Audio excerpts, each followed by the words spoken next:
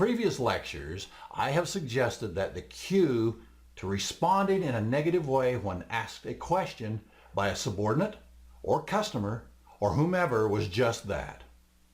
The cue was this approach you felt, and you felt pressured.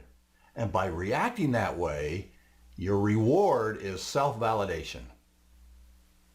Well, now it's time for you to determine what the cue really is. What really causes that particular routine? This is where your list can get a little tricky. If your list is long and you can't identify patterns, you have what is termed a lot of noise on your page. To identify a cue amid the noise, divide your list into these 5 categories. Number 1, location. Does it happen the same place all the time? 2, the time of day that it happens.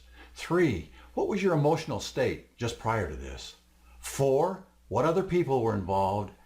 And 5, what was immediately preceding the action? Careful thinking here may change your whole idea about what really prompts you to respond the way you do. You may determine it is just 1 or 2 of your subordinates that cause you to lash out.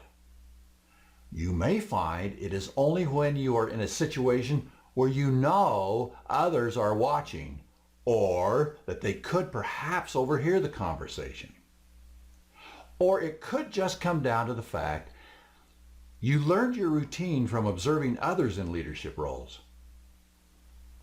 Whatever the reason, you should now have a firm understanding, an understanding of this cue, the routine you go through, and what the reward is you're craving.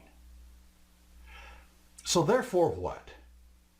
Well, to solve any problem, you gotta have a plan.